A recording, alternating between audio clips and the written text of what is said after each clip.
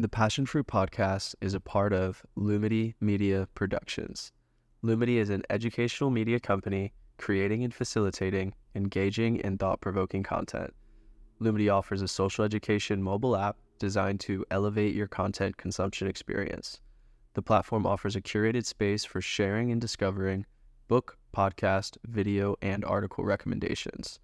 Through a community of thought leaders and passionate learners, Lumity aims to inspire curiosity as well as lifelong learning. Join Lumity today to build your learning community while you learn and grow, both personally and as a collective.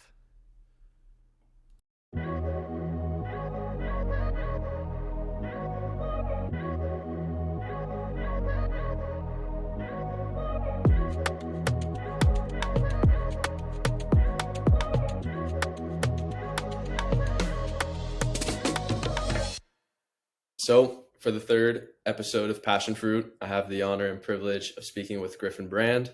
Griffin is someone who I'm lucky enough to call a friend, a mentor, and a soundboard all at the same time. A former college football player and U.S. Army Ranger, Griffin's discipline is unmatched. Griffin is someone you describe as focused. He has a vision for his life and consistently refines what it looks like to get there. A determined, straight-edged man of faith, Griffin exudes a unique blend of assertive confidence and welcoming energy. Don't let his lightheartedness fool you, though. He's a man on a mission and won't stop until he gets there. In this episode, we'll dive into the lessons he has taken away from his time with the U.S. Army, his experience in real estate as a side hustle, and how to live out your purpose. If you don't leave this conversation fired up and ready to attack life, I did something wrong as the host. So with that, let's dive in. Welcome to the show, Griffin. Man, I appreciate that, Jeff. Yeah, excited to be here. It's an honor. And excited to dive into this. Cool. So to start, I actually want to steal a little something from you, from your playbook, and ask something that you first posed to your network. When was the last time you inhaled? That's always the question for me, man. I'm exhaling all the time, and I think honestly, from when I made that post, I think it was in February when my wife and I went to Arizona. I think that was the last true time that I've inhaled. Although to be fair, we might get into this in more detail, but I just left a job, started a new job, and in between was graced with about a week and a half of unemployment, if you will. And so I think I did a pretty good job of inhaling then, although inhaling for me looks a little different than most people. So my wife and I just moved. We've got a neighborhood pool. And so we would go to the pool, for a couple hours each of the days when I was unemployed. And while my wife would walk around, enjoy the sun and the pool, I would swim laps. So that was inhaling for me. I enjoyed it as well, but yeah, I'm so active. I got to be moving. Yeah, it's interesting that you considered unemployed because you stepped away. You made the conscious decision to step away. And that is actually kind of where I want to go. So hopefully this isn't too much of a reveal. I know you've posted on social and to your immediate network, but you do have a baby on the way, about 1 month out.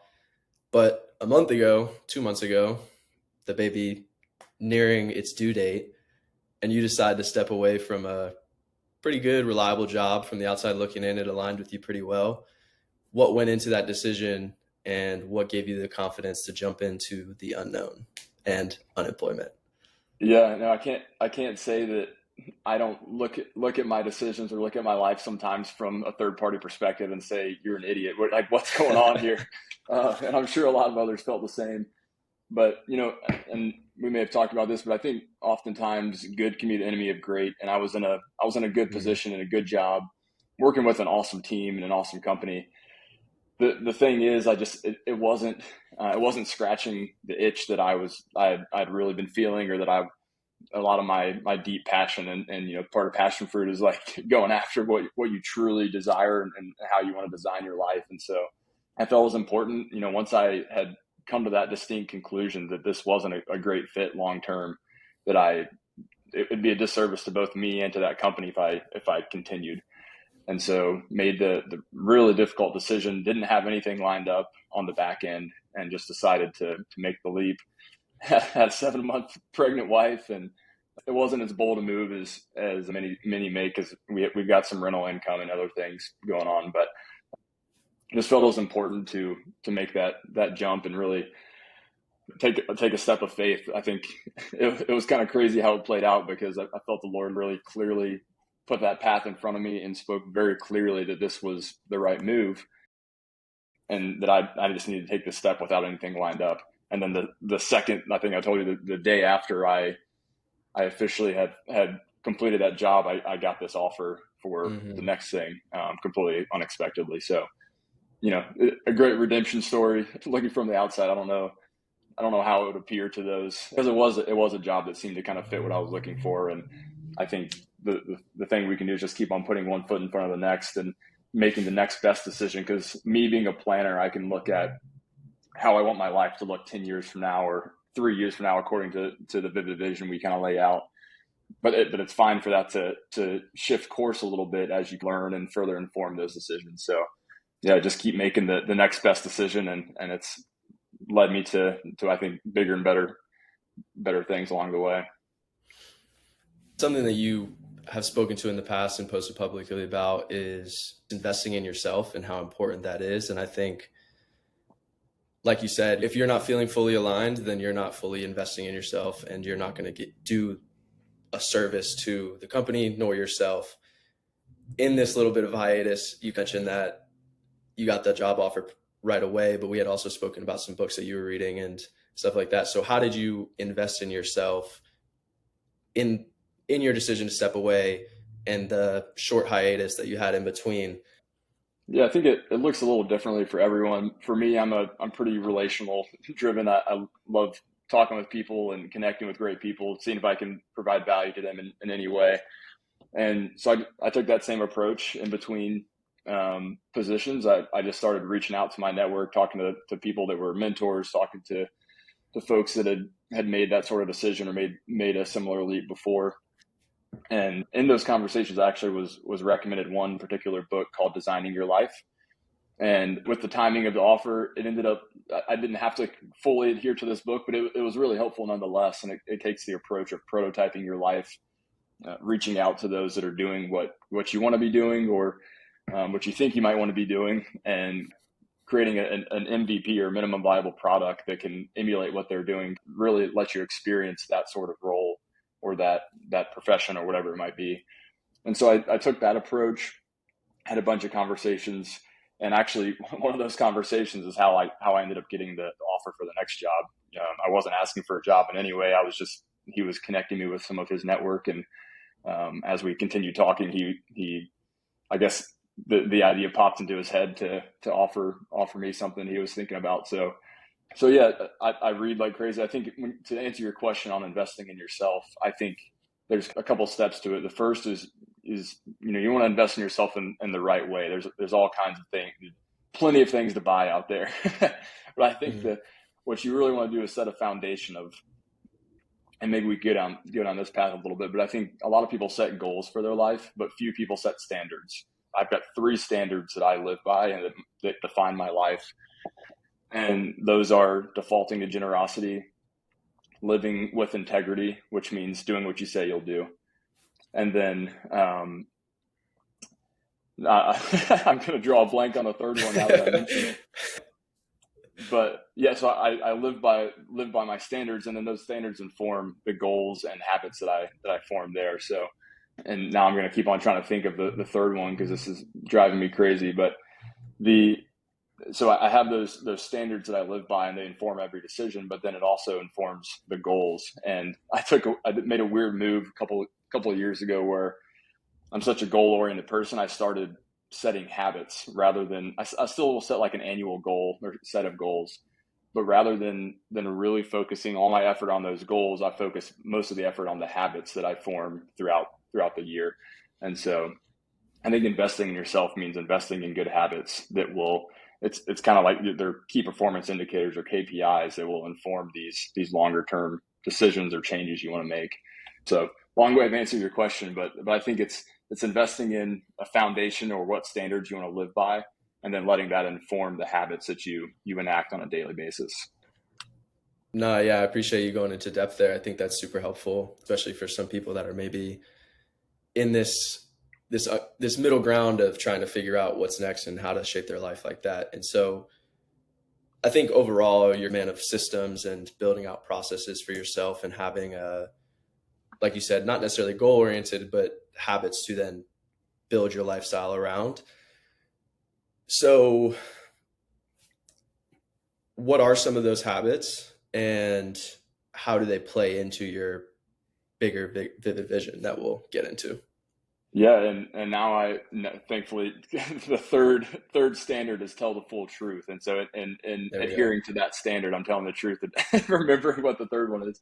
But yeah, so the habits are, I think, again, there's a thousand good things. There's like there's sauna, there's cold plunge, there's morning sun, there's all of these things, and you can consume a thousand things, but I think simplicity has a lot of power, and so I've kind of, and I don't know if this is the right answer, but it's something that I really have, probably for the last several years, done pretty much on an every single day basis, and that's getting up pretty standard time. I usually get up right around 6 a.m., give or take a little bit, and immediately drink a large glass of water.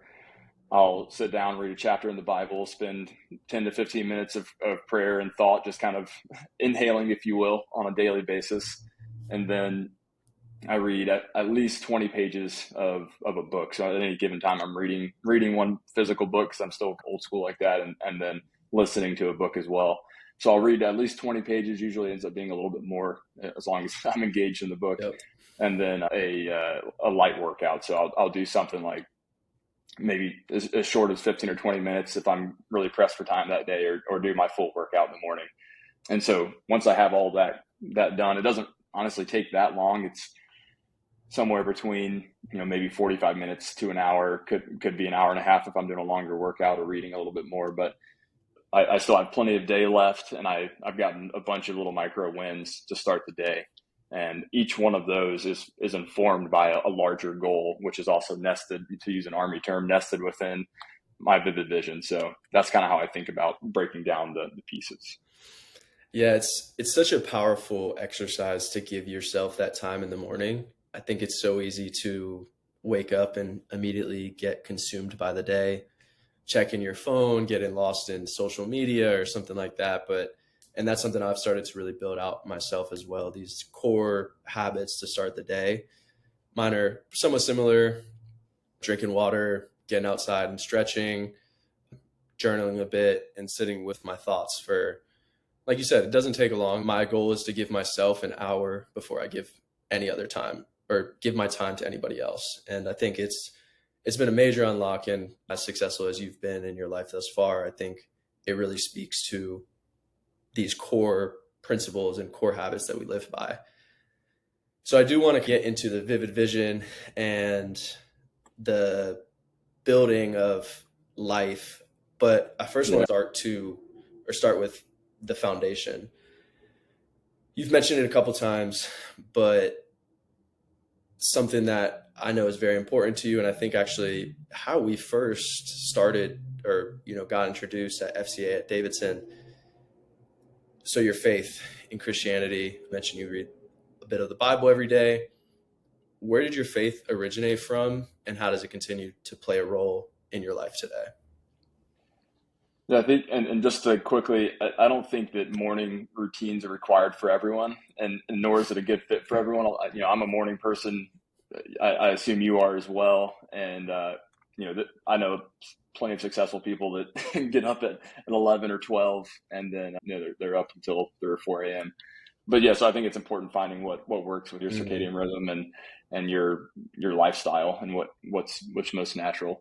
Back to the faith question, I've been very blessed with incredible parents and supportive family that was raised in a church, went to church growing up, but it wasn't real for me. It didn't really have a personal element to it. It was just something I did with my family until kind of by happenstance, my family, I was studying for the AP Spanish exam senior year of high school, and my parents wanted to take us, before I went to college, take us on a spring break trip to both work on my Spanish and have a final family trip before I sailed off. And we landed on this random trip to Costa Rica with a local ministry out of Roanoke, Virginia, where I'm from. And the whole family went on the trip. And on that trip, I met some of my best friends to this day. And that's really where my faith became real on that trip, and with such great people around me and support network.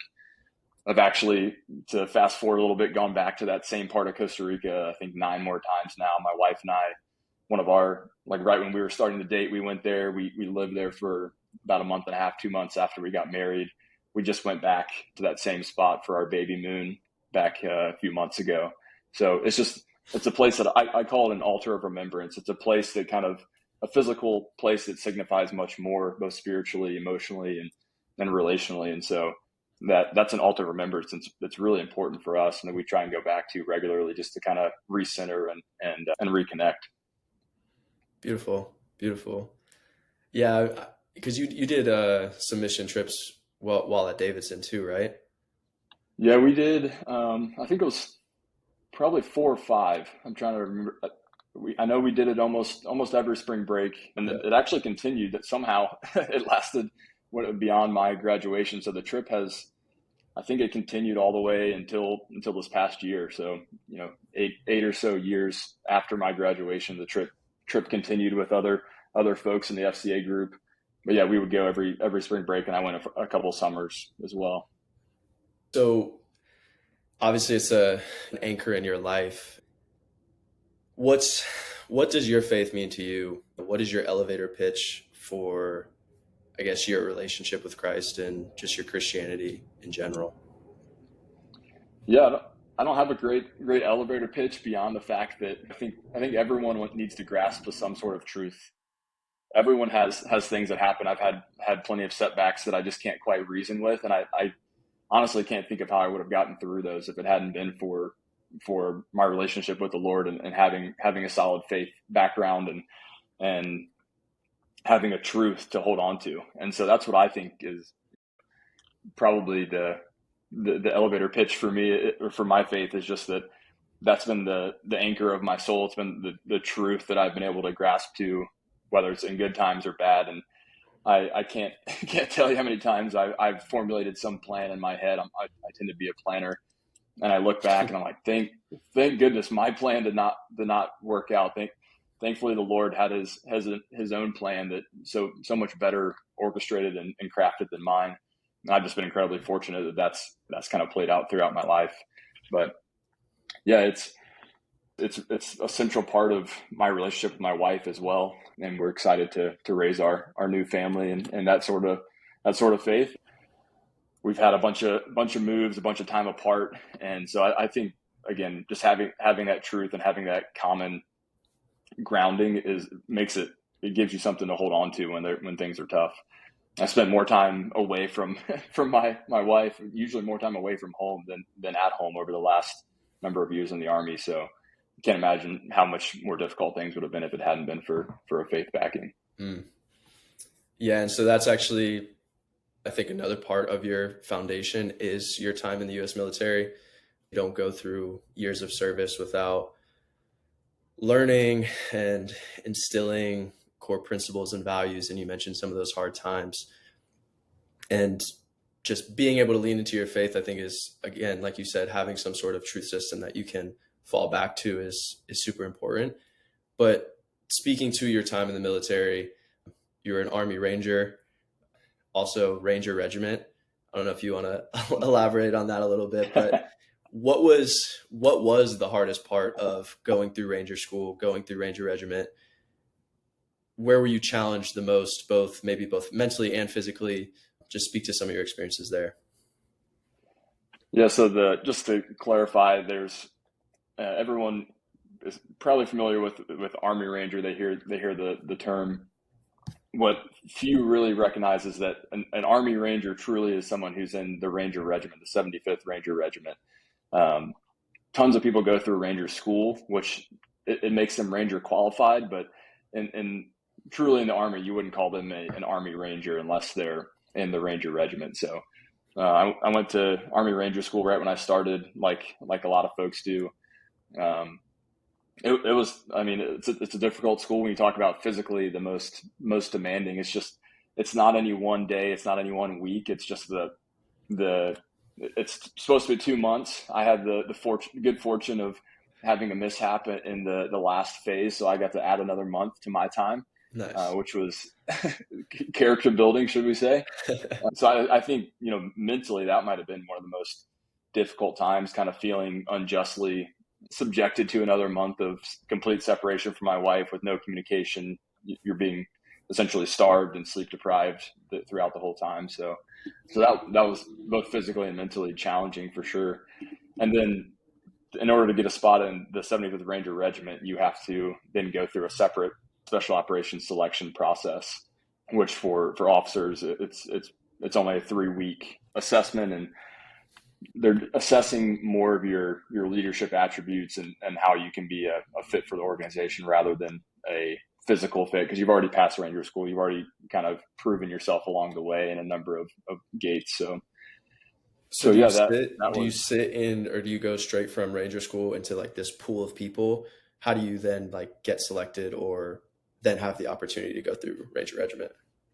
yeah. So after Ranger School, and again, this is my path as an officer. It's a little different than some others, but I went to Ranger School, then went to my first regular Army unit. Mine happened to be the 173rd Airborne in Europe. So I was living in Germany for a few years, and so you had the regular Army experience, being a platoon leader and executive officer in charge of 40 to 150 guys, paratroopers, in this situation, and then from there, if you perform well in those jobs, you get good evaluations and all that sort of thing, then you can put in your application to try and go to special operations selection.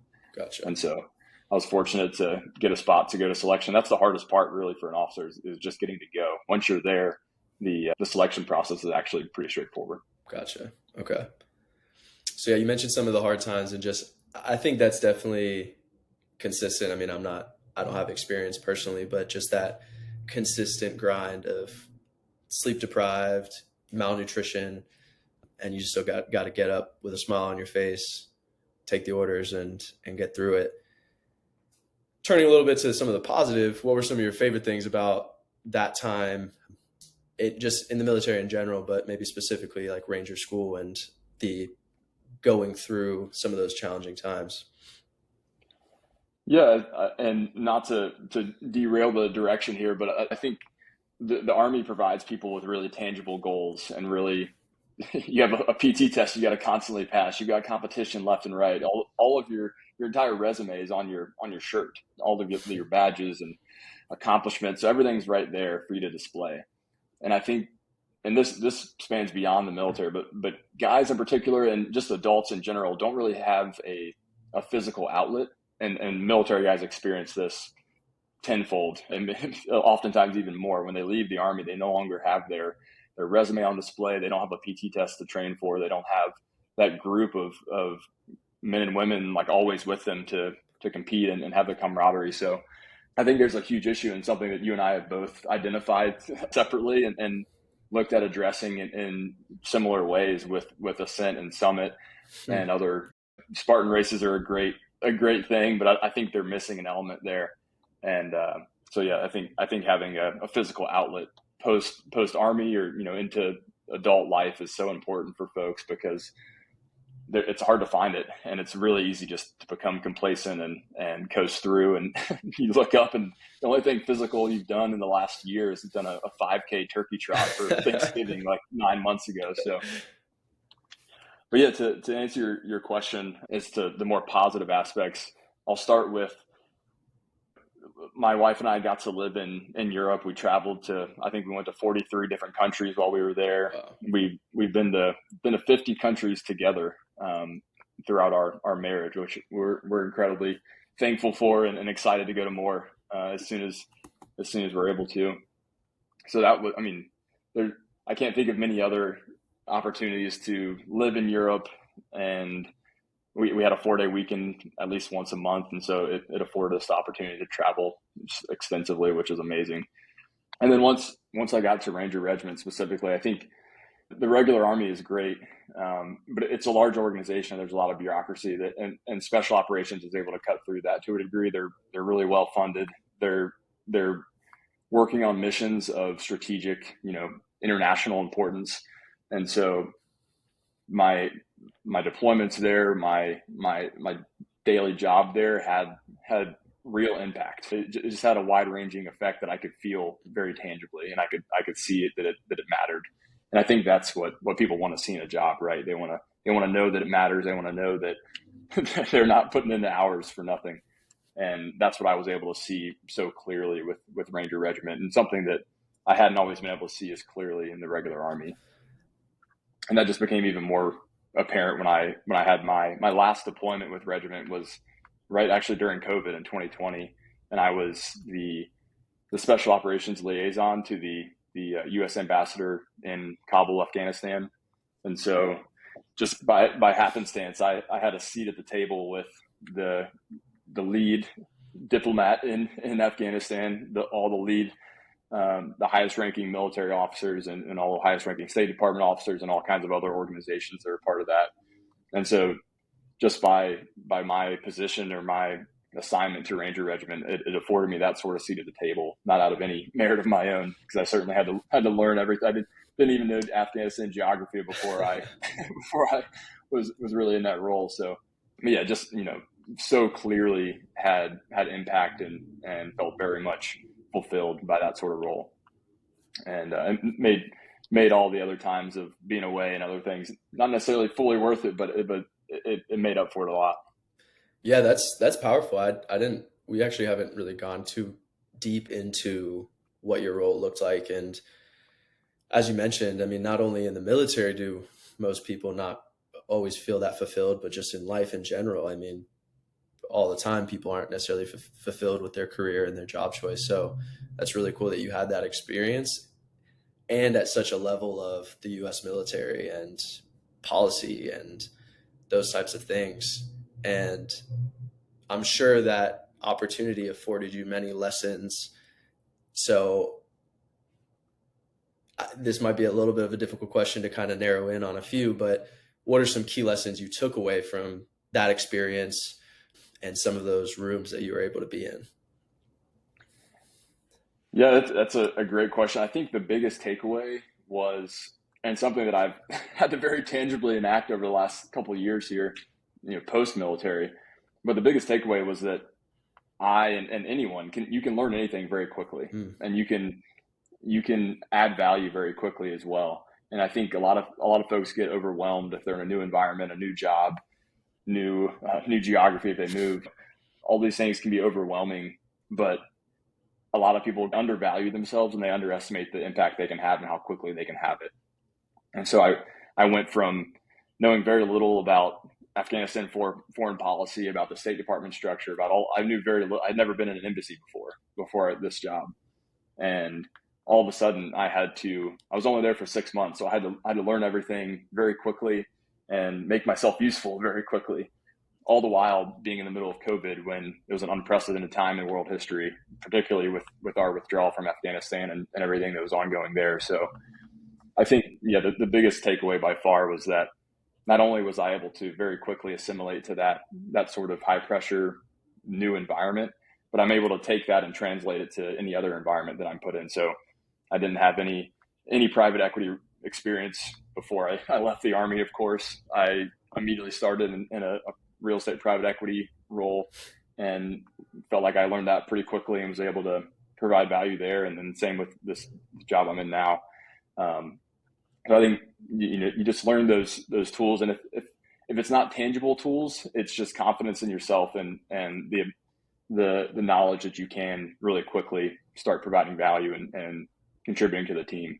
One of my favorite quotes from the Army is, he was my first brigade commander. So he's a full bird colonel, a large, actually the regimental commander of the 75th Ranger Regiment. So a high ranking guy. And he told everyone when we first got selected to Ranger Regiment, he said, your sole focus, your goal is to accelerate the learning curve. There's a natural exponential curve that you go through with any new thing at all. And especially with an organization like Special Operations in the U.S. Army, there's a whole new vernacular that there's all kinds of different acronyms and organizations, and everything is new, even from an Army perspective. And so our goal was to accelerate that learning curve. So I've taken that to everything I do going forward. How quickly can I get up that learning curve and start making a difference?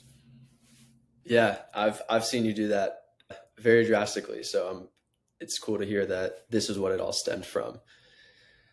So kind of in line with that, in line with learning quickly and adapting fast, let's get into Vivid Vision a little bit and what you foresee yourself taking on in the future. So while I do want to get into specifics first, I want to create a good context for the audience. So just talk to me a little bit about Vivid Vision in general. It's a concept framed by Cameron Herold, I believe. Yeah. So the concept is, Cameron really frames it in his book. It's a pretty short book. I think the concept is fantastic and something that I adopted. My wife and I adopted a few years ago, because we're a couple iterations in now. But the premise goes, if you were picturing yourself 3 years from now, what would it look like? How would you describe it? What does your day look like? Who are you talking with? Who are you spending your time with? What are you consuming? That sort of thing. And just according to the title, vividly describe what that future looks like. And it's only in a 3-year time horizon, because 5 years down the road, especially 10 years down the road, a decade from now, Jeff is going to look drastically different than Jeff today. And so really writing something out or making a plan is almost irrelevant. And I think it's great to have decade-long perspective as well. And then if you cut it shorter, a year, you can make a difference, but you're not going to make a life-changing difference in 1 year, generally speaking. And so that 3-year time horizon is kind of the perfect middle ground. And so, yeah, you just, as best as you can, vividly picture what your life looks like, then write it all out as if you can do it in a bunch of different ways. I just do it as if it's writing third person about myself, like a newspaper article or something in a magazine describing what my life looks like. And so, yeah, I repeat that process. I'm actually, completely candidly with you, I'm due in a couple months here. So Liz and I have finished our most recent Vivid Vision, and we've seen fantastic growth. And I think a lot of that is attributable to how we foresee things through that practice or exercise. And so now I'm in the process of drafting my next one for the next 3 years. And of course, we've got all kinds of life changes that are part of that. So it'll look a little differently. But yeah, I think it's a useful thing. I highly encourage everyone to do that. And like I mentioned earlier, it's a nested process, as the Army describes it, to where you've got a 3-year Vivid Vision. I set annual goals off of that to inform the vision. And then within those goals, I check those quarterly.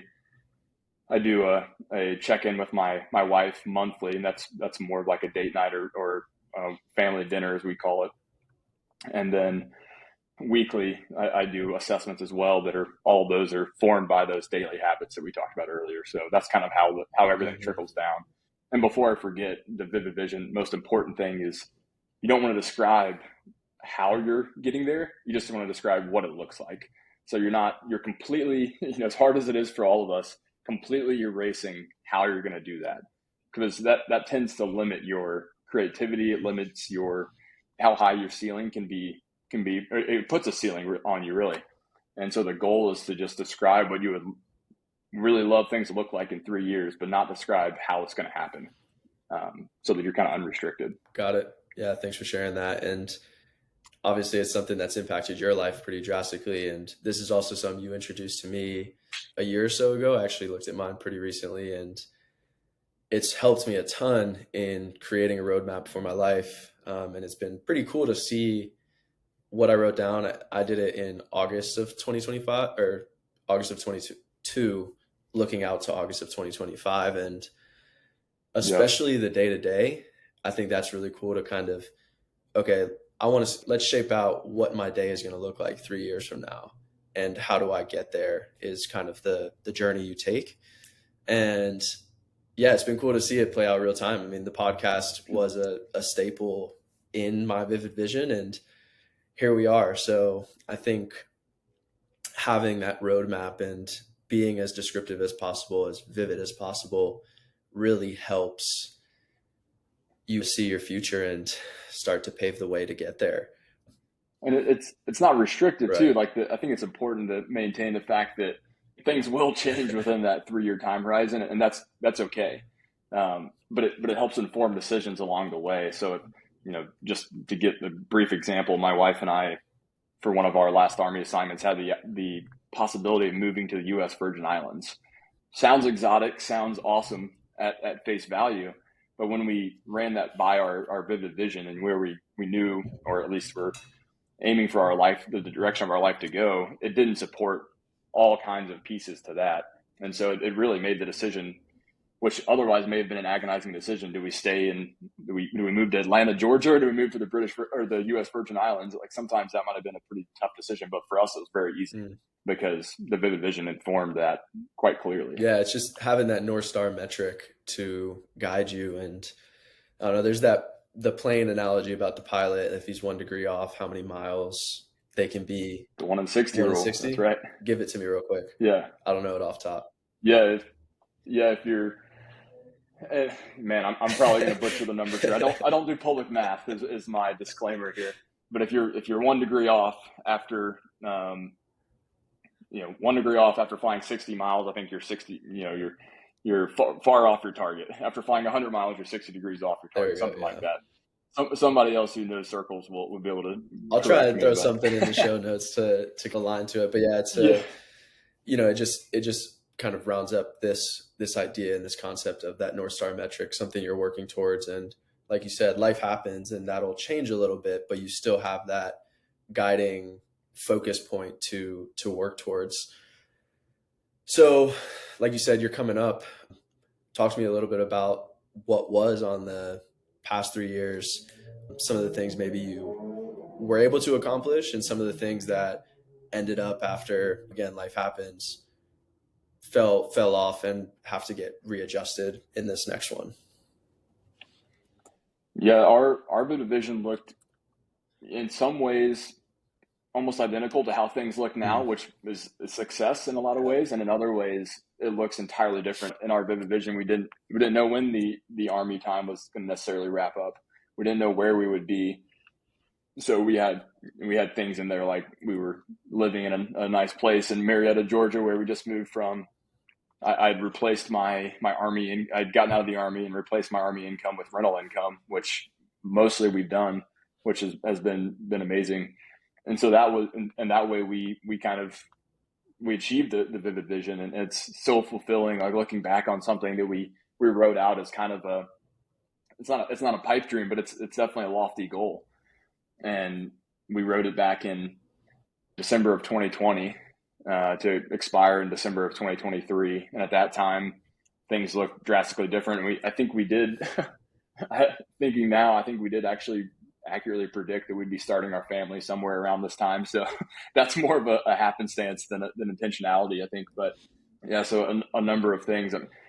The Ascent was part of the vision, and to give the listeners a bit of Ascent is the guys' weekend or retreat kind of physical event that I mentioned earlier, with having people giving people physical outlet post-military or into kind of middle-aged life, if you will. So that was on there. And then having family dinner nights, Liz and I, since moving to Raleigh, we're starting it back up, but we have tried over the years to at least once a week or as often as possible have a dinner night with a bunch of friends in the local area, to continue just doing a round robin kind of hosting thing, but just keep a social event going. And so all of those things are part of our original vivid vision, and we think it really helps having that North Star continue guiding those things, because when people get busy or when schedules get filled up, it's easy for things to drop off. But then you can always we review our vivid vision quarterly, at least we try to, and see what's going well, see what's not going well, see how we can adjust. And so when you're looking back on that on a regular basis, it helps you keep those things on the calendar that really matter. Interesting. I didn't realize your family dinners were also social gatherings. Yeah, we do a life dinner, which is just me and Liz. Yeah, and we do that on the first of every month. We try to. We're not perfect in all of these, far from it. And then we were trying to do once a week, if not every other week, doing family dinners with folks in the area. Yeah, and the life dinner part is another thing that you put me on. And just to anybody listening, basically having a conscious conversation with whoever's important in your life. I don't have a partner necessarily like Griffin has his wife, but me and my brother actually started it, and we felt fallen off a bit. So this is a good reminder to get back to it. But just talking through what went well this month, what didn't go so well. Obviously, when you're doing it with somebody you're in a relationship with, you can get into a little bit more about the relationship dynamics, but it is a really powerful exercise to just sit down, have a conscious conversation about what you're doing well, where you can improve, and then taking the steps the next month to take those lessons and apply them. So, Jeff, I got another one to throw at you okay, here, please. and this is, it's foremost in my mind because I'm about to become a dad. And so for any listeners who are in a similar boat or have kids already, maybe this is helpful, maybe it's not. Feel free to take it or leave it. But there's a book called The Family Board Meeting, and the premise of that is, I'm pretty sure it's once a month, but it could be once a quarter. So don't quote me on this, but we'll say once a month, have a dedicated day with each of your kids. And you can start as early as they might remember. So maybe they'll remember at 2 years old or 3 years old or something like that. But as early as you want. And if kids are already teenagers or in their 20s, I think this still holds a lot of water. But you devote one day a month to do one thing that they want to do. And so if your 3-year-old wants to go play in the woods for that day, you turn your phone off, put it on airplane mode. You don't have your phone, and you devote at least 4 uninterrupted hours to what your kid wants to do. And you do that on a monthly basis. And then at the end, you essentially, in the Army, we call it an AAR, after action review, but you go back over what they enjoyed about the day.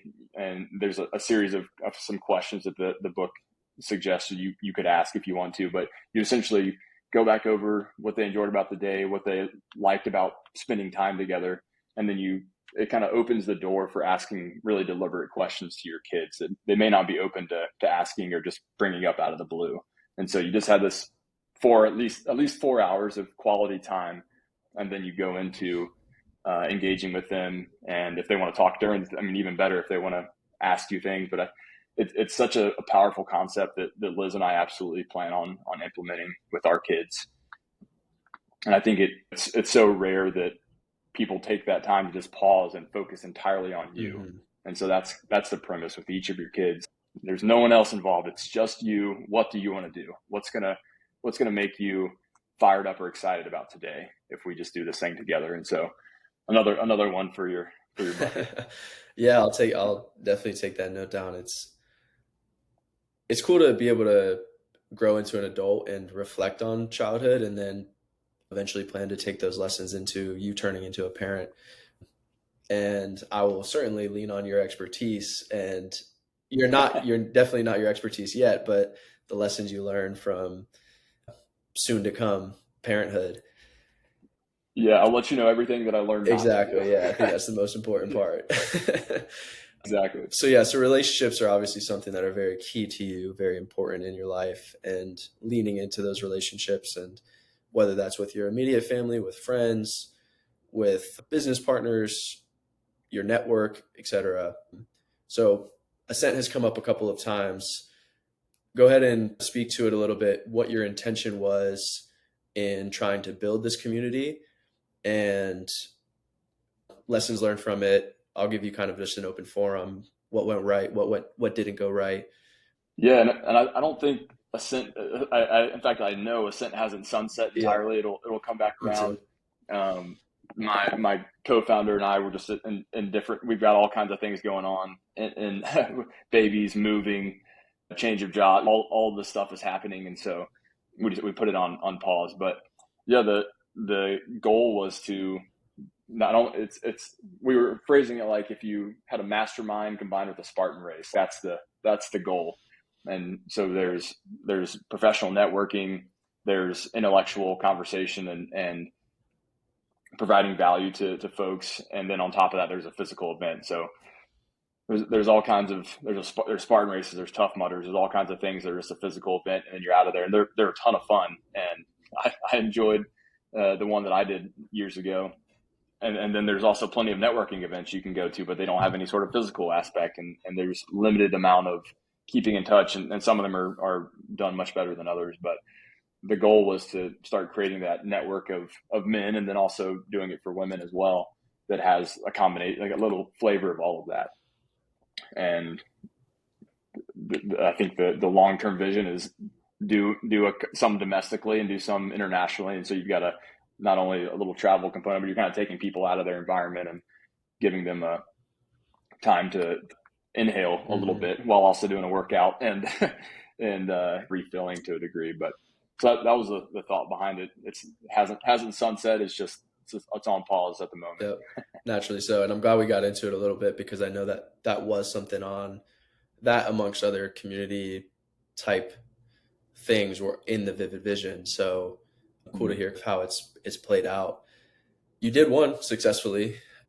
What went really well that weekend, and what lessons will you take from it for the future weekends? Yeah, so it went quite well. I think the ability to bring people from all different walks of life, from all different, it was our just personal network. We didn't market or do any sort of advertising for it. So the guys that were there were all just from my network and my co-founders network, and bringing people from different parts of our chapter, different kind of cohorts that we've been a part of in the past was really special. And seeing the way that, it was a short event. It was only about 2.5 days. And in that short time, these guys, I think, formed relationships that you don't really see, and even amongst coworkers that have been working together for years. And it's because they don't have that shared hardship as they say in the Army sometimes. And so I think having that aspect just was able to forge relationships, and these guys a number of them are still in touch. They'd never met before this weekend. They haven't met in person after the weekend, but they're still here. We're over a year later after the first Ascent that we did, and they're still keeping in touch. And I think that's a mark of success, when you can have lasting relationships and lives that are improved just from that meeting. And that all happened organically. It was just getting great people in the same room makes a big difference. As far as what didn't go well, or what we would learn from, logistics are always hard.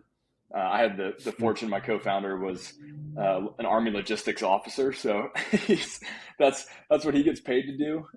I'm not generally a huge logistics guy, so he saved us on some of that stuff. But it's hard setting up the course. It was just the two of us running it, and so being kind of MC for the whole weekend and event, while also setting up the back end of things and renting cars and Airbnbs and moving people around and food and all the logistics that go into hosting an event. We had things that we could learn from there, but overall, even that went smoothly, mostly thanks to my partner. Yeah, the logistics is definitely something, even in the summit that McKay and I did. Yeah, logistics are hard. Getting, no matter the number, 6, 8, 10, 12 guys on the same schedule, rental cars in the same place, all of the stuff that goes in behind the scenes to these weekends I think is drastically underestimated. At least on my behalf, it was. So, oh yes, absolutely. But yeah, we experienced the same. Yeah, but to your point though, it's worth it to be able to get people in the same room, to get a bunch of men in the same room, eventually women, but to get them in the same room and allow them to build those relationships, man, being that connector and then seeing those relationships blossom is, I think, truly one of the most magical things about life, and it's one of my favorite things to do. And it seems that that's pretty common sentiment with you as well. For sure. And another quick anecdote on how I would gauge success from that weekend. I think status quo is kind of the default. And so a lot of folks will tell you you're either getting better or you're getting worse. You're not really stasis is not really a thing within personal development. So we were able to drive, and you were able to do it through Summit. We were able to drive positive growth for people that may not have happened otherwise. And people just don't naturally pursue that in a lot of times. And so one of the great things that happened after the event was probably 9 or 10 months after, and this has happened several more times, even well over a year after the event. I've received a call from one of the guys that came to the event, and he's running through his Vivid Vision with me because it's still we drafted it there at the event. We introduced the concept and got everybody on the same page with that practice. And here we are 15, 18 months later, and I'm still getting updates from these guys and how they're achieving parts of their vision and how their life is starting to take shape in that way that they envisioned years ago. And so I think that's another great mark of success, that they've really grasped onto the concept and owned it. It's theirs now, and something they're going to continue doing for years. Yeah, wow. That's powerful. That's awesome. And just to get that call, not Yeah, unexpected, your phone rings and that's what you get to talk about. That's pretty amazing. So definitely a big kudos and shout out to you. Certainly not easy to start something. Lumity is a community-based platform, and it's tough. It's tough to bring people together, and you were able to do that. And even though it's on a bit of a hiatus right now, I trust that as you grow, as your network grows, that Ascent will resurface and be even better. And I'm excited to be a part of a future event and be in that sort of environment. absolutely. And I think what really matters, Jeff, or what the most important thing is that Ascent, Summit, Lumity, all of these community building endeavors are at the heart of who we Mm-hmm. are. And I think that's what matters. We take that with us in whatever we do. And so no matter what we're engaging in, whether it's at work or whether it's in workouts or wherever it is, we're bringing that aspect to groups. And I think that's what truly matters. And I want to do that in a more deliberate way with an Ascent or a similar type engagement. But I think that the true thing is, like, we take that with us and we build community wherever we go. And all we can do is try and make people's lives better, 1% at a time. And so that's what we're going for. Yeah, and I think it also speaks to one of your standards, and generosity, and it's coming from a good place, and it's coming from a genuine desire to help people and to improve their lives. And again, even if it's going to start small at first, these things take time. Rome wasn't built in a day. I think I was reviewing one of your tweets, and you put that out there, just in terms of oh no, it was actually the Inhale post, and it was you talking about you being such an achiever and somebody that strives to build Rome in a day. Yeah. But yeah, just having that patience and just knowing that it's not going to waste. Your time, your energy, your effort, and your good intentions are being well received. Yeah. And maybe this will resonate with some of your audience, but great recall on that. Yeah. I think my biggest weakness is trying to build Rome in a day. Whatever Yeah. I do, I talk about trying to accelerate the learning curve, but with that comes the devil on your other shoulder of trying to build Rome in a day, which leads to all kinds of anxiety and maybe poor decisions too. And so, yeah, I think, like I mentioned with the habits, I want to do all of it. I want to do everything. I want to build the Rome in a day, which is my ideal life tomorrow. Mm-hmm. But I think really being okay with simplicity, but high leverage habits and actions can kind of, to some degree, curb that desire. But I think we all probably feel it, and have our own ways of coping with it. Yeah, and just to kind of speak on that, I also struggle with that, and just the patience of letting things unfold as they may. But this past trip to Peru balanced that out for me. And my brother and I were doing a 4-day hike up to Machu Picchu through the Andes Mountains, completely off the grid. It was a nice Inhale moment, opportunity to just reset and recalibrate. And in the back of my mind going in, I know I have all this stuff that I'm planning to do, relaunch Lumity, drop the podcast, all this stuff. But taking that moment to breathe in and just be present, it really set the number one message I took away is that the journey is the destination. It was on the shirt that our tour guides provided us, and it was just a resounding theme throughout the couple of days. And you're hiking up to Machu Picchu, the seventh wonder of the world, this beautiful archaeological site. But by the time you get there, you're like, damn, this is it. Like, it's over. And and that's no discredit to how amazing and cool it was to be able to take in Machu Picchu. But really, the best part about the trip was hiking through the mountains, waking up in the mountains with a view of the sunrise over the mountains and the clouds and the alpacas just wandering around, the community that you build with this group. And so I say all that to say is, as hard as it is to remember sometimes that Rome was not built in a day, I think leaning into the fact of this is a process and life is a journey can really calm you down when you're at that most like anxious time. And so yeah, that's a little bit of a TED talk, but it was a powerful lesson to take away, and it was a good reset for me to just be like, slow down, enjoy the ride, enjoy the process. Things will come, but great things take time. Yeah, I was going to ask, how long did it take you to disconnect? How long did it take you to really settle into inhaling rather than just planning what's next? The first day is kind of funny. There was little snippets, and I plan to write about this in the future. So now that I'm saying this publicly, it'll hold me to it. The first Gotcha. day, we're hiking in, and my brother and I are just like, we're athletes. When you go on a hike, it's important to take everything around you, but you're also like, I try and get a workout in. I want to push myself and get my heart rate up. And so my brother and I were leading of the pack and stuff, and we're walking probably more quickly than we needed to.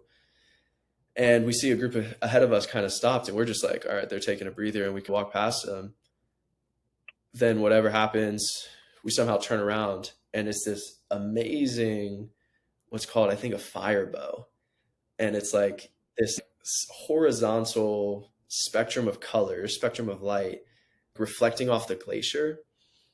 And it was one of the most crazy things I've ever seen. And the tour guides were all looking at it, taking pictures. The porters who have 50-pound backpacks on, they're stopping to look at it, and something that they never really get to see.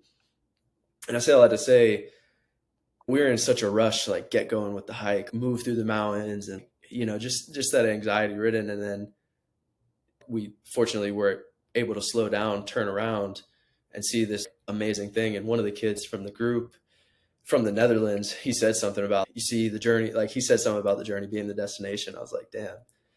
And so throughout, it was kind of always top of mind. And, even when you're hiking up the mountain, you're still working, not head down, but like it was tiring. We're in 13,000 feet of elevation, steep inclines. And so it's hard to sometimes take pause and appreciate what's around you. But again, just throughout, there was little snippets that came to light. And so I would say about like 2 days. And then the second or third day, I kind of decided to be like, all right, I don't need to be in the front of the pack. I'm going to take it slow. I got to talk to different people in the group. There was 14 of us total. So in walking at different paces, I was able to have conversations with different people, learn a little bit about them, and take it all in. And even on the last day, it was foggy in the morning, and we're walking, and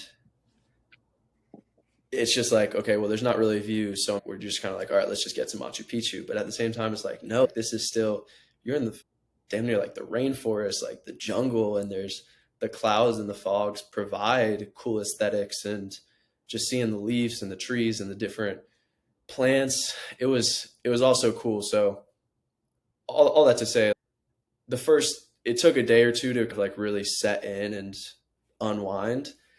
But throughout, there was tidbits of information, tidbits of moments that were, okay, like, you're here, take it all in, be present. And you hit on something super powerful there, that you learn something different at the different paces Mm-hmm. you walk. And I think Mm-hmm. that goes so much further than just a little hike. I think whether it's a season of life where you're walking a little bit more slowly, and it's a deliberate choice too, you just learn something different about not only the people you're talking with, but also about yourself. And I think that's so important, and something that usually when I write, and I want to do more of that, but when I write, or when I come up with these little things, or like kind of formulas or frameworks, it's all speaking to Mm-hmm. myself. And so I want to think about that a lot more often, that I learn something different at the different paces I walk. I think That's Yeah, critical. even like one of the most popular books, Meditations by Marcus Aurelius. He wasn't trying to be a published author. He was just journaling to himself, and even my morning routine, that's kind of the intent behind the journaling, is just to get some of my thoughts off and talk to myself. And it's a very powerful exercise, and something, like you said, I plan to continue to work on and build into my day to day. Well, you also hit on my second biggest weakness too, which is a constantly moving Yeah. goalpost. I think I fall prey to. I haven't done Machu Picchu, but I can imagine my mind would want to naturally go to what's Hmm. next when you're at the top, and it's that kills me. It's like enjoy this view, enjoy this mountain, but metaphorically speaking, I'm always like, what is the next Yep. mountain? And so I constantly struggle with that too, and I'm sure you're Yeah, we got similar. to the hardest peak, hung out there for a little bit, and then we got all the way up, and then we're at like 13,900, like 20 feet. And my brother and I are like, damn, we got to cross a 14er off our list. Let's try and get a little bit higher to get to 14,000 feet. We try and find a way up a mountain. We get to 13,980 and still can't get there. And we're just like, but like you said, just always striving for that next little bit. That's when you start stacking alpacas. You get another 5 or 6 feet up there on top of an alpaca. Exactly. Yeah. But yeah, I love that takeaway of just, you learn something new from different paces, and it's always easy to get caught up in, oh, I gotta be fast, I gotta race, head down grind. But there's a lot of lessons to be learned when you do go a little bit slower and you take the time to think through everything and be a little bit more methodical, rather than head down, I know where I'm going. So there's one more area that I want to get into, involving your vivid vision, and we've hit on a little bit, but just real estate. Your The Army actually played a role in this too, just due to the VA loans that you're able to leverage. But yeah, let's talk through about a bit about your real estate experience. What first got you into it? I think you have 4 rental properties now. Not to get too into the weeds about your portfolio, but Yeah, going all the way back to the beginning of that part of our story, we were living in Germany. I was working like crazy, and you can Google Army salaries. It's not it's not outpacing industry by any means. And so I was just thinking, when I get back to the States, I want to do something to supplement this, and some way of starting to build a foundation upon which we can have more freedom, because ultimately, the only reason I care about money is because of the freedom that it can provide, and the choice from there. And so just did what I knew best. I started consuming like crazy, listening to podcasts, reading a bunch of books. And so right when we moved back to the States, this was 2019, beginning of 2019, we almost immediately bought our house that we lived in, and then we also bought I recently told this story on one of my posts as well, but bought a place to flip in southern Georgia with a buddy. And so a number of things kind of went in our favor. We got lucky with that, but it went well. And so that launched us into other rental property investing. And so, yeah, that's the only property we've ever sold. In hindsight, it would have been great to hold on to it, because it appreciated a good bit, and would have been a great little rental property as well. But that early win under our belt had all kinds of residual effects going forward. So yeah, my wife and I, we own a very very very modest portfolio. We've got five rental properties, and then we own our house that we live in here in Raleigh as well. Um, and so yeah, it's been, I can't say it's been free of it's we've sacrificed in order to get that. I'm pretty stubborn, so we've sacrificed a lot of our nights and weekends over the last 4.5 years now since we started this process. But that's mostly because if I feel like I can learn anything and learn it fairly quickly. And so since I learned how to remodel houses, I did most of it myself, which is, I do not recommend to vast majority of people out there, but and that something I don't necessarily plan on doing anytime in the future again. But that's kind of the story. It's been great. I mean, I was able to leave a good job and step away from from a good situation with a 7 month pregnant wife because of the stability that provided. And so, yeah, again, it goes back to the freedom and the choice that you have by sacrificing today to get what you want tomorrow. Yeah, I remember visiting you in Atlanta and seeing those houses and seeing some of the work you had put in, and then that was during the. You probably thought I was crazy at that time. Yeah, because that was so early. Stepping over 2 Yeah. floors. Yeah. And then we probably had a couple ceilings or walls missing. I don't even know if there was a front door. Like you saw the chaos, and yeah, it looks like a mess. And I think you were That's exactly you were sleeping on the couch and redoing the kitchen like at the same time. And a year or two later, I visit you again, and you're getting ready to sell the house. So, or not sell, but start renting it out. And it was really cool process to see. And even though I've only seen you twice in the past few years, I got to see both ends of it, and it was really sweet. Yeah, it's been 6 months of living off of a pull-out couch and living out of a microwave and mini fridge, but completely worth it to have 3 very, I would say, pretty successful little rental properties that are able to replace a lot of income. Yeah, and so the posts you mentioned, I actually only wrote one of them down, but I'm going to try and go off top and get the 3 lessons that you listed. One was you treat it as like a master's degree, so kind of, again, getting back to that investing in yourself. It was an opportunity to learn. 2, being biased to action. And then 3, increasing your luck surface area. Are those 3 lessons, beyond just the first flip, have those applied and spread out through your entire real estate journey? Absolutely. I think they've applied to everything I've done in life. I think the one that's, and maybe it's recency bias to a degree, but I think the increasing your luck surface area is the one that's most resounding or hitting closest to home with me right now. And everything, the more you can put yourself out there, the more you swing the bat and at least put some action behind all that you've consumed, all the time that you've spent, reading books or listening to podcasts. The more you can put action behind that, the more it starts to pay off. And of course, it's got to be well informed. And I'm not saying swing the bat at a ball that's far high and to the left, but I think that's the biggest one that's been taken away.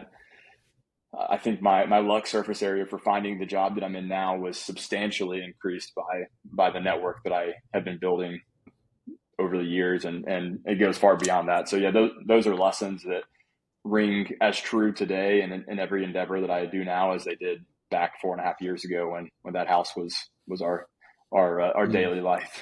So the one that stands out to me is bias to action. That's something that I've been doing my best to just implement, and it's a very important thing to live by. Is just, you can say what you want, you can say all these things, you can think all these things, but at the end of the day, unless you take action, unless you do something about it, then it's all for naught.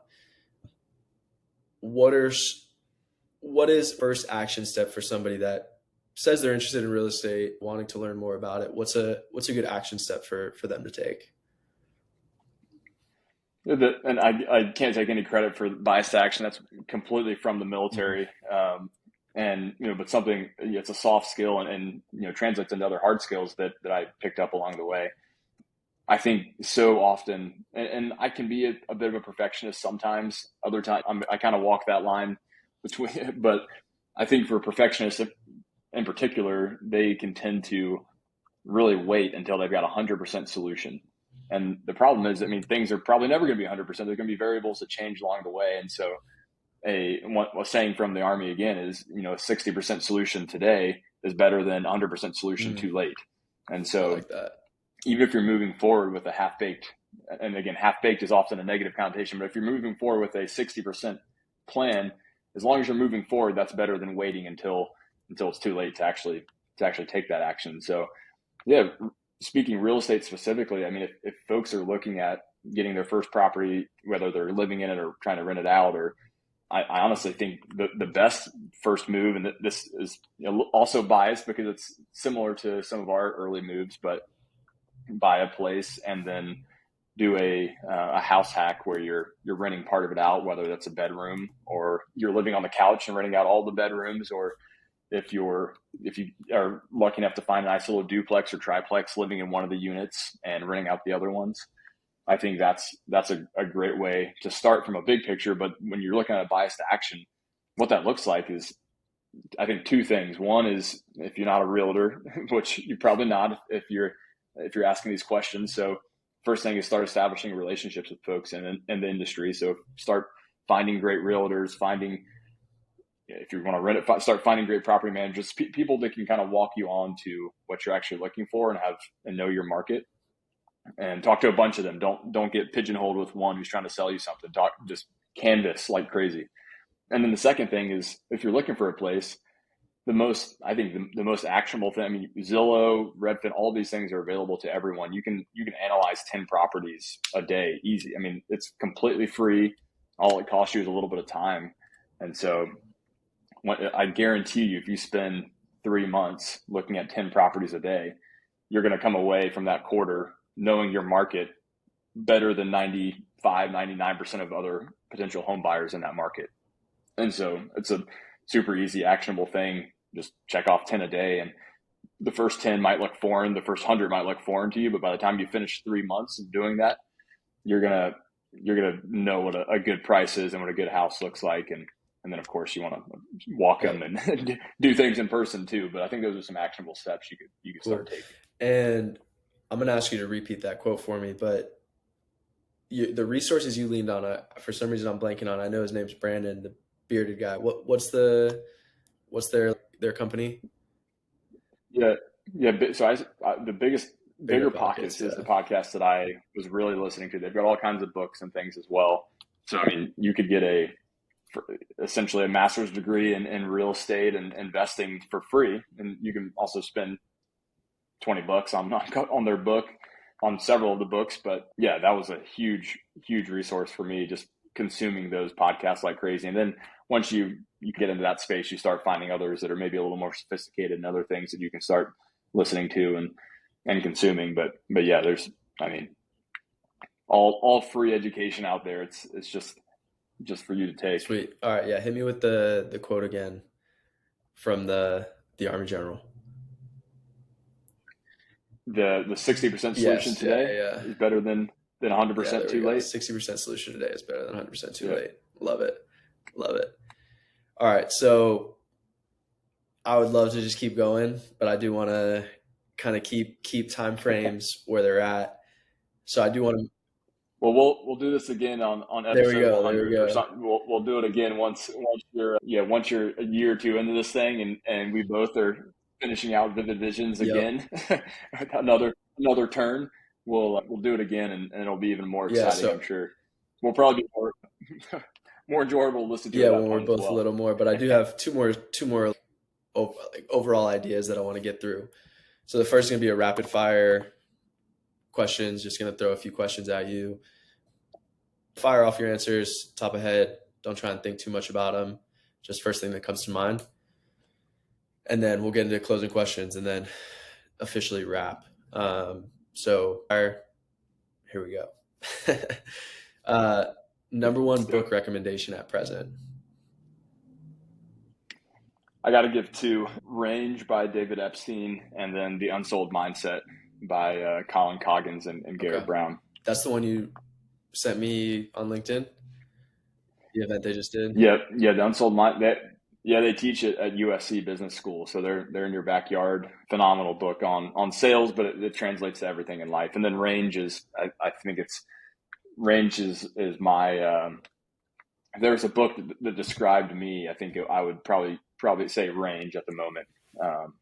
Just speaking on the utility and specifying in a profession or in a career, it can be phenomenal, and all kinds of folks do it, and there's great results. But some just aren't necessarily wired that way. Some are wired, and in fact, there's all kinds of studies that prove you can problem solve a little bit better by jumping fields and bring an unbiased perspective to different fields. And so I think Range does an amazing job of talking through that. Best piece of advice you ever received?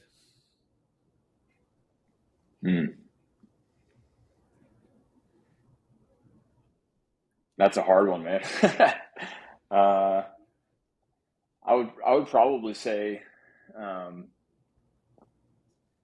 and I don't know who originally gave me this advice, but it's that piece. Don't let the goalpost keep on moving. I need to, for me in particular, I have to reassess things on a daily, hourly basis, that I'm not continually looking at what's next, and enjoying the journey. And yeah, the obstacle is the way. Shout out Ryan Holiday. And yeah, that's right. But I think that's, and again, not attributable to any one person or book, but it's so easy to keep looking forward. And sometimes, not to keep throwing out books, but The Gap in the Gain is another phenomenal one. And it talks about this exact phenomenon where, it's so important to take a pause and look back. And then only by looking back can you really see the gap that you've now overcome. So you can truly appreciate the gain that you've made by looking back. And so that's what every year, that's what I do, on looking back on my previous year with my wife. We look at everything that we did, accomplished, and we can truly appreciate where we've come, and that gap that we've now jumped or moved across on a regular basis. So yeah, and bear with me with some of these questions. I'm working through and refining out this rapid fire section. So some may be a little easier to come up with answers off top, and you're not the first person to take a little bit of pause throughout them. So no worries. No, it's great. One podcast, YouTube channel, or just content in general that you'd recommend following? Depends on what you're into. This is also recency bias. Listening to Acquisitions Anonymous. I'm in the M&A space right now with my current job, and so listening to successful, smart people talk about buying small businesses and how they assess deals is critical for what I'm doing. It's a great podcast. It's entertaining, to say the least. So I think that's a worthwhile. A super popular one that would hit at a more broad population is the All In podcast. My brother and I describe All In podcast as billionaires talking about billionaires or talking to other billionaires. My First Million is millionaires talking to other millionaires. So both of them, My First Million and the All In podcast, have so many great people and great things to learn 100%. from. I've done a couple of All In meetups out in LA, and it's been a great opportunity. I've met some really awesome people. So agree with those. And then Passion Fruit. Subscribe, follow, listen to Passion Fruit. 5 stars. Thanks, man. All right. So here's another one from you. So we'll see how you answer your own question. What would you give a 40-minute presentation on with no preparation? I think I could talk for 40 minutes pretty easily on getting started in real estate. Ask me this question a couple months from now, and I better be saying mergers and acquisitions for small businesses, specifically within the restoration space, which is what I'm still very specifically focused on now. But yeah, it'd be real estate, how to set up a small rental portfolio, how to work towards and achieve financial freedom through small scale real estate investing. All right, kind of still on the content train. Best piece of content you've consumed in the past 1 to 2 weeks?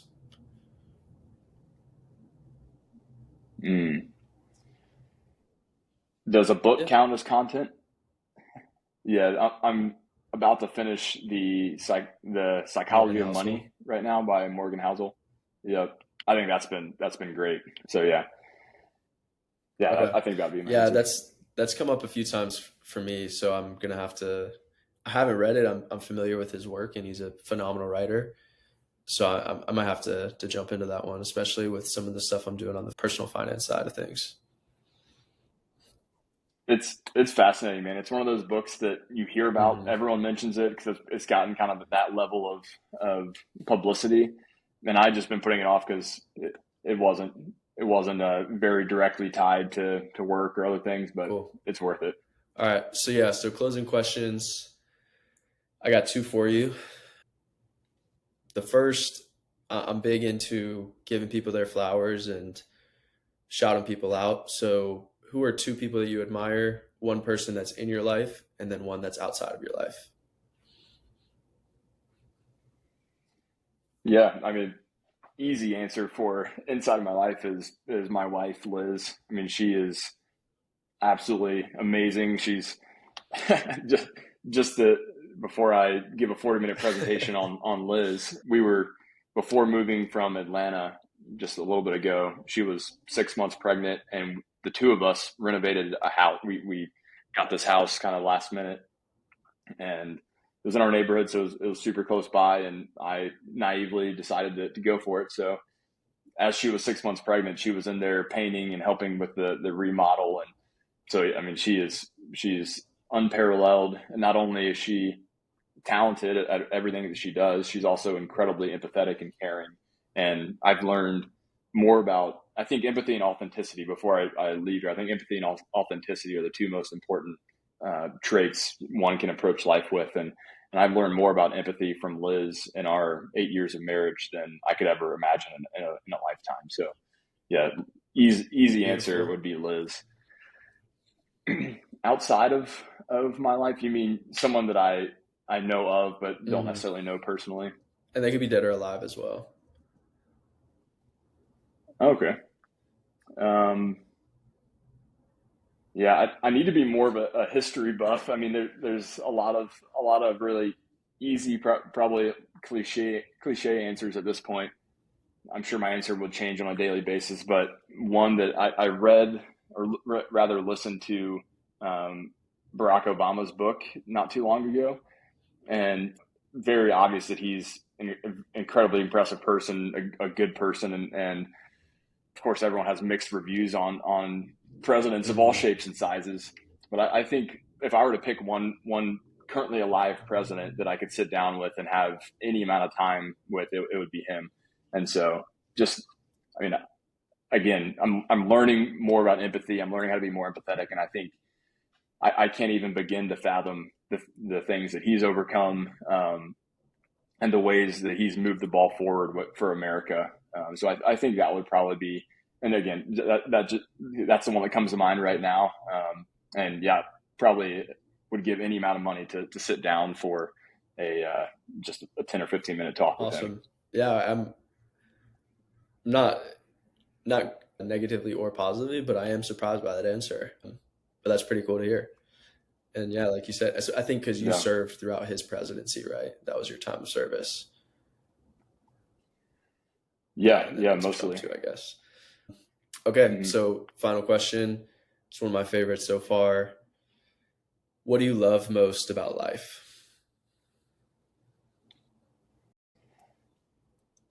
Everything that I would say, there's like several layers to this question, which makes it a good one. Um, Everything that I would say goes back to one foundation, and that's people. I love the texture. I love the how you learn something new. Walking at different paces, you learn something new at each stage. So I think what I love is just engaging with people from all different backgrounds.